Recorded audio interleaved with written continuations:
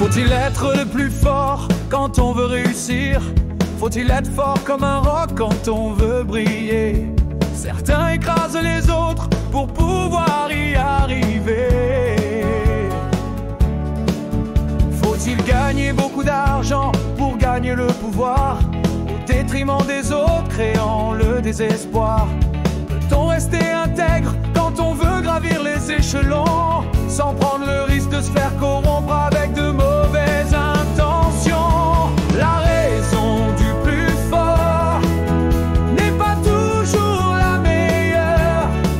Et si La Fontaine avait donc tort, des personnes engagées, prêtes à des sacrifices pour gagner la tête haute, loin de tous les artifices. Et si la raison du cœur bouleversait l'ordre établi, bien loin des duels d'orgueil dans ce monde de folie.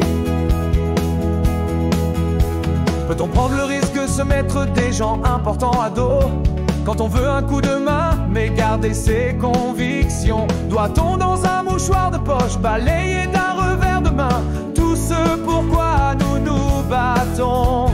La vie vaut-elle le coup si elle est bercée d'illusions? La raison du plus fort n'est pas toujours la meilleure.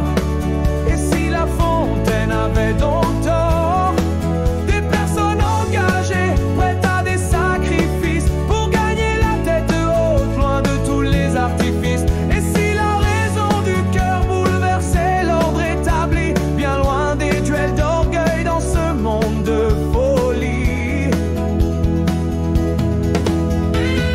Et si ceux qui détiennent le pouvoir étaient aveuglés tel le midi, car à vouloir toucher le ciel, ils finissent par se brûler les ailes.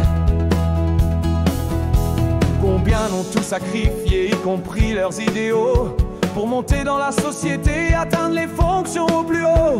Combien finissent par comprendre, mais trop tard, que le pouvoir ne fait le bonheur quand il est contraire à ses convictions?